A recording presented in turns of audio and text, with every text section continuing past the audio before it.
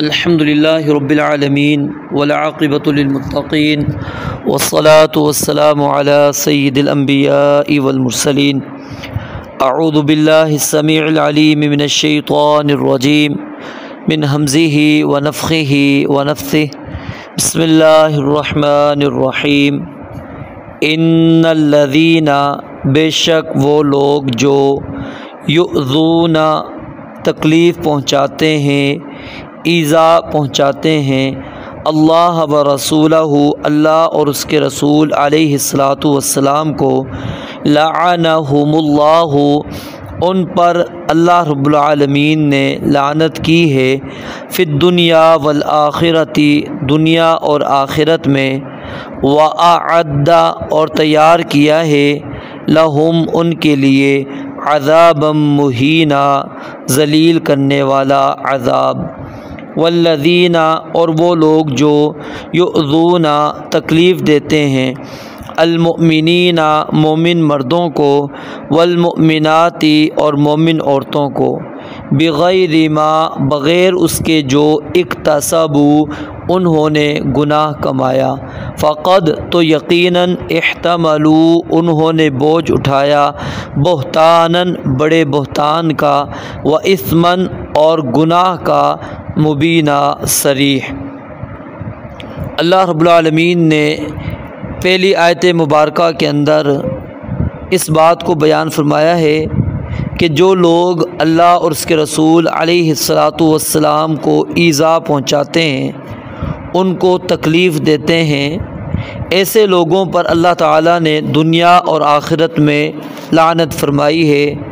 اور ان کے لیے رب العالمین نے ذلیل کرنے والا، رسوا کرنے والا عذاب تیار کیا ہے۔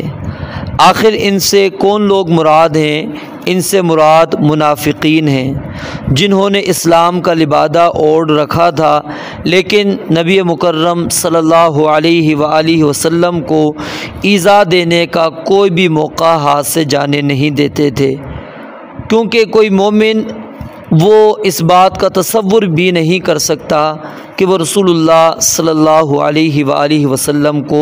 ایذا پہنچائے، تکلیف پہنچائے، تو یقیناً پھر اس سے مراد وہی لوگ ہو گئے جو منافقین ہیں، وہ اللہ کے نبی علیہ الصلاۃ والسلام کو ایذا پہنچاتے ہیں۔ اللہ رب العالمین نے پہلی آیت کے اندر اس بات کو بیان فرمایا کہ ان الذین یؤذون اللہ، بے شک وہ لوگ جو اللہ تعالیٰ کو ایذا دیتے ہیں۔ اللہ تعالیٰ کو ایذا دینا، تکلیف دینے سے کیا مراد ہے؟ اللہ رب العالمین کے ساتھ کسی اور کو شریک ٹھہرانا،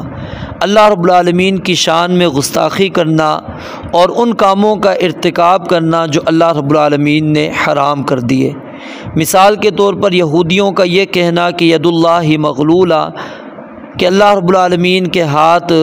بندھے ہوئے ہیں، اور نصارہ کا یہ کہنا المسیح ابن اللہ، کہ مسیح جو ہیں عیسیٰ علیہ الصلاۃ والسلام اللہ کے بیٹے ہیں، اور مشرکین کا فرشتوں کو اللہ تعالیٰ کی بیٹیاں اور بتوں کو اور اللہ تعالیٰ کی مخلوق کو اس کا شریک قرار دینا، یہ سب کی سب اللہ رب العالمین کو اذیت اور تکلیف دینے والی بات ہے۔ صحیح بخاری کے اندر روایت موجود ہے، سیدنا ابو موسیٰ اشعری رضی اللہ تعالیٰ عنہ سے روایت ہے، نبی علیہ الصلاۃ والسلام نے فرمایا، ما احد اصبر علی اذن سمعہ من اللہ یدعون له الولد ثم یعافیہم ویرزقہم، کہ اللہ تعالیٰ سے زیادہ تکلیف دہ بات سن کر صبر کرنے والا کوئی بھی نہیں ہے۔ لوگ اس کے لیے اولاد قرار دیتے ہیں، پھر بھی اللہ تعالیٰ انہیں عافیت دیتا ہے اور ان کو رزق دیتا ہے۔ اور اسی طرح اللہ رب العالمین کو گالی دینا، اللہ رب العالمین کو ایذا دینے کے اندر یہ بات بھی شامل ہے۔ صحیح مسلم کے اندر روایت ہے، آپ علیہ الصلاۃ والسلام نے فرمایا کہ اللہ تعالیٰ نے فرمایا، یؤذینی ابن آدم، ابن آدم مجھے تکلیف دیتا ہے، مجھے ایذا دیتا ہے، یسب الدہر، وہ اس طرح تکلیف دیتا ہے کہ وہ زمانے کو گالی دیتا ہے، وَأَنَا الدَّهْرُ، حالانکہ زمانہ میں ہی ہوں، اقلب اللیل والنہار، اور میں رات اور دن کو بدلتا ہوں۔ پھر اس کے بعد اللہ رب العالمین نے اس آیت مبارکہ کے اندر اس بات کو بیان فرمایا کہ یؤذون اللہ ورسولہ، اللہ کے رسول علیہ الصلاۃ والسلام کو ایذا پہنچاتے ہیں۔ اللہ کے نبی علیہ الصلاۃ والسلام کو اور اہل ایمان کو ایذا دینا، اس کو بھی علماء اللہ رب العالمین کو ایذا دینے کے اندر شامل کرتے ہیں، کیونکہ انبیاء کرام علیہم الصلاۃ والسلام کو رسول اور نبی بنا کر بھیجنے والی ذات اللہ رب العالمین کی ذات ہے۔ جب ان کو کوئی تکلیف پہنچائے گا تو یقیناً وہ اللہ تعالیٰ کو تکلیف ہے، اور اگر اہل ایمان کسی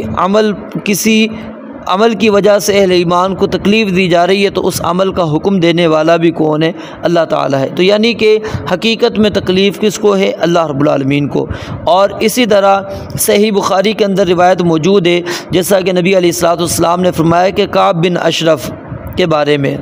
کہ وہ اللہ کے نبی علیہ الصلاۃ والسلام کی حجب کرتا تھا اور مومنوں کی حجب کرتا تھا۔ آپ علیہ الصلاۃ والسلام نے فرمایا من لکعب بن الاشرف فإنہ قد آذى اللہ ورسولہ،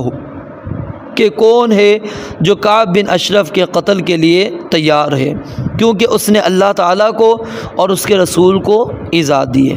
اور نبی مکرم صلی اللہ علیہ وسلم کو ایذا دینے سے مراد کیا ہے کہ آپ علیہ الصلاۃ والسلام کو جسمانی طور پر ایذا دینا، یا روحانی طور پر آپ کو ایذا پہنچانا، یا آپ علیہ الصلاۃ والسلام کو جھٹلا دینا، یا آپ علیہ الصلاۃ والسلام کی مخالفت کرنا۔ تو ان تمام چیزوں سے نبی علیہ الصلاۃ والسلام کو تکلیف پہنچائی بھی گئی۔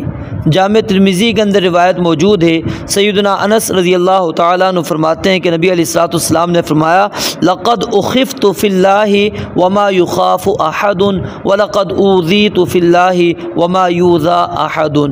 کہ مجھے اللہ تعالیٰ کے بارے میں ڈرایا گیا اتنا کہ کسی اور کو نہیں ڈرایا گیا، اور مجھے اللہ تعالیٰ کی خاطر ایذا دی گئی اتنی دی گئی کہ کسی اور کو اتنی نہیں دی گئی۔ اور ان ایذاؤں کے اندر وہ جو آپ علیہ الصلاۃ والسلام جب مکہ کے اندر رہے، اللہ تعالیٰ نے آپ کو نبی بنایا، 13 سال آپ وہاں پر رہے، آپ کو لوگوں نے شاعر کہا، کاہن کہا، ساحر کہا، آپ کا مذاق اڑایا، سجدے کی حالت میں اونٹنی کی اوجڑی اور علائش لا کر آپ کے اوپر ڈال دی، چادر کے ساتھ گلا گھونٹ دینا، شیب ابی طالب میں 3 سال تک نبی علیہ الصلاۃ والسلام کو محصور رکھنا، پھر اسی طرح اہل طائف کی جو آپ کے ساتھ زبانی بدسلوکی تھی، پھر سنگ باری کرنا، یہ اس کے اندر شامل ہے۔ اور اسی طرح مدینہ کے اندر منافقین کی بد زبانی اور طعنہ زنی بھی اس کے اندر موجود ہے کہ لَيُخْرِجَنَّ الْأَعَزُّ مِنْهَا الْأَذَلَّ، اور وہ یہ بھی کہتے تھے وَيَقُولُونَ هُوَ أُذُنٌ، یہ شدید باتیں، اس طرح کی یہ ساری باتیں آپ کو اذیت اور تکلیف پہنچاتی تھی۔ اور پھر اس کے اندر ایسی چیزوں سے بھی ایذا نبی علیہ الصلاۃ والسلام کو پہنچتی تھی جو ہم نے خاص طور پر آیت نمبر 53 کے اندر پڑھی۔ اور پھر نبی علیہ الصلاۃ والسلام کو ایذا دینا آپ کی تکذیب کے علاوہ، آپ کی مخالفت کے علاوہ یہ بھی ہے کہ آپ کے ازواج مطہرات پر طعن و تشنیع کی جائے، اور آپ علیہ الصلاۃ والسلام کے جو پیارے ہیں صحابہ کرام ہیں رضوان اللہ علیہ مجمعین، ان کے متعلق بد زبانی کی جائے۔ تو یہ ہو گئے رسول اللہ صلی اللہ علیہ وسلم کو ایذا پہنچانا۔ اور اگلی آیت کے اندر اللہ رب العالمین فرماتے ہیں والذین یؤذون المؤمنین والمؤمنات بغیر ما اکتسبوا فقد احتملوا بہتانا واثما مبینا، کہ جو لوگ مومن مردوں اور مومن عورتوں کو تکلیف دیتے ہیں اور بغیر کسی گناہ کے جو انہوں نے کمایا بھی نہیں ہے، تو وہ ان کو اس وجہ سے تکلیف دیتے ہیں، تو اللہ فرماتے ہیں وہ بہت بڑے بہتان اور سری گناہ کا بوجھ اٹھائیں گے۔ اب کیا مطلب اس آیت کا؟ کہ وہ مومنوں کو بدنام کرنے کے لیے ان کی طرف ایسے کاموں کی نسبت کرتے ہیں جو انہوں نے کیے ہی نہیں، اور یہ بہتان ہے اور یہ بہت بڑا گناہ ہے۔ اور صحیح سنن ابو داود کے اندر روایت موجود ہے، نبی علیہ الصلوۃ والسلام نے فرمایا غیبت کے بارے میں صحابہ کرام سے آپ نے پوچھا کیا جانتے ہو کہ غیبت کیا ہے؟ صحابہ نے کہا کہ اللہ اور اس کے رسول علیہ الصلوۃ والسلام بہتر جانتے ہیں۔ تو آپ نے فرمایا کہ اپنے بھائی کا ذکر اس چیز کے ساتھ کرنا جس کو وہ ناپسند کرتا ہے۔ کہا گیا کہ آپ بتائیں اگر میرے بھائی کے اندر وہ چیز موجود ہو جو میں کہہ رہا ہوں، آپ نے فرمایا کہ جو بات تم کہہ رہے ہو اگر اس کے اندر وہ موجود ہے تو یہی تو اس کی غیبت ہے، اگر اس کے اندر وہ چیز موجود نہیں ہے تو تم نے اس پر بہتان باندھا۔ اور نبی علیہ الصلوۃ والسلام جب صحابہ کرام سے بیعت لیتے تھے اس وقت آپ علیہ الصلوۃ والسلام ایک بیعت خاص طور پہ ان سے یہ بھی لیا کرتے تھے کہ بہتان نہیں باندھنا، اور اس کا تذکرہ سورہ ممتحنہ کے اندر موجود ہے۔ تو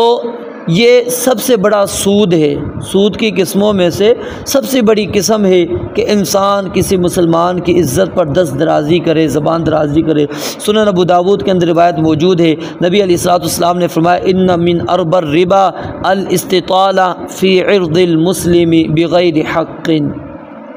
اور اس کے اندر یؤذون المؤمنین، مؤمنین کو ایذا پہنچانے کے اندر سب کے سب کفار داخل ہیں، کیونکہ وہ ایمان والوں کو اذیتیں پہنچاتے ہیں۔ پھر اسی طرح رافضی شیعہ جو صحابہ کرام کے نقص بیان کرتے ہیں اور ان کے ذمے وہ عیب لگاتے ہیں جن سے اللہ تعالیٰ نے ان کو بری کر دیا، اور اللہ تعالیٰ نے ان کی جو تعریف فرمائی یہ بالکل اس کے صاف الٹ کہہ رہے ہوتے ہیں۔ اللہ رب العالمین نے مہاجرین کی، انصار کی تعریف کی اور ان کے متعلق بتا دیا کہ رضی اللہ عنہم، اللہ تعالیٰ ان سے راضی ہو گیا، لیکن پھر بھی یہ جاہل اور غبی انہیں برا بلا کہتے ہیں، ان کے نقص نکالتے ہیں، ان کے ذمے وہ چیزیں لگاتے ہیں جو حقیقت میں انہوں نے کبھی کی ہی نہیں۔ یہ الٹے دلوں والے ہیں جو لوگوں کی تعریف کے لائق، جو لوگ تعریف کے لائق ہیں ان کی مذمت کرتے ہیں، اور جو مذمت کے لائق ہیں ان کی تعریف کرتے ہیں۔ اور اس کے اندر مسلمانوں کو ایذا پہنچا دینا یہ بھی اس سے ثابت ہوتا ہے کہ حرام ہے۔ ہاں کسی شرعی وجہ سے الگ بات ہے کہ کسی گناہ کی سزا اور اس میں وہ تمام چیزیں آ جاتی ہیں جس میں مسلمان کو اس کی وجہ سے تکلیف دی جائے، اور اس کے اندر وہ چیزیں بھی آ جاتی ہیں جس کو نبی علیہ الصلوۃ والسلام نے حرام قرار دے دیا، جیسے فرمایا کہ ایک دوسرے کی بیع پر بیع نہ کرو، ایک نے منگنی کا پیغام بھیجا ہے تو دوسرا منگنی کا پیغام نہ بھیجے۔ تو اسی طرح امام شافعی رحمۃ اللہ علیہ کہتے ہیں کسی شخص کے آگے سے کھانا جب اس سے تکلیف ہوتی ہو تو اگر کوئی بندہ اس کے سامنے کھانا کھاتا ہے تو یہ بھی حرام ہے۔ تو بہرحال خلاصہ کلام یہ ہے کہ اللہ اور اس کے رسول علیہ الصلوۃ والسلام کو ایذا دینا اور اہل ایمان کو ایذا دینا، یہ تینوں عمل انتہائی خطرناک ہیں۔ جو بندہ اللہ اور اس کے رسول علیہ الصلوۃ والسلام کو ایذا پہنچاتا ہے، اللہ رب العالمین فرماتے ہیں کہ ان پر اللہ نے دنیا اور آخرت میں لعنت کی اور ان کے لیے اللہ تعالیٰ نے رسوا کن عذاب تیار کیا۔ اور جو مومن مرد اور مومن عورتوں کو ایذا پہنچاتے ہیں اور جو انہوں نے نہیں کیا وہ ان کے ذمے لگا دیتے ہیں، یعنی بہتان باندھتے ہیں، تو اللہ کہتے ہیں وہ ایسا بہتان انہوں نے باندھا ہے کہ قیامت والے دن وہ اس کا بوجھ اٹھائے ہوئے ہوں گے اور وہ اس کو پھر ثابت کریں گے لیکن ثابت نہیں کر سکیں گے۔ تو اس لیے جو بندہ اللہ کے نبی علیہ السلام کو ایذا پہنچا رہا ہے وہ حقیقت میں اللہ تعالیٰ کو ایذا دے رہا ہے، جو اہل ایمان کو ایذا دے رہا ہے وہ اللہ کے نبی علیہ الصلوۃ والسلام کو ایذا پہنچا رہا ہے۔ تو اس لیے صحابہ کرام رضوان اللہ علیہ مجمعین کو گالی گلوچ کرنا، آپ علیہ الصلوۃ والسلام کے صحابہ کو برا بلا کہنا، یہ نبی علیہ الصلوۃ والسلام کو برا بلا کہنا ہے۔ تو اس سے اللہ کے نبی علیہ السلام کو ایذا ہوتی ہے، تکلیف ہوتی ہے، تو ہمیں وہ ساری چیزیں ترک کر دینی ہے جس سے اللہ اور اس کے رسول علیہ الصلوۃ والسلام کو اور اہل ایمان کو ایذا پہنچتی ہو، تکلیف پہنچتی ہو۔ رب العالمین سے دعا ہے اللہ تعالیٰ سمجھنے عمل کرنے کی توفیق عطا فرمائے۔ وآخر دعوانا الحمدللہ رب العالمین۔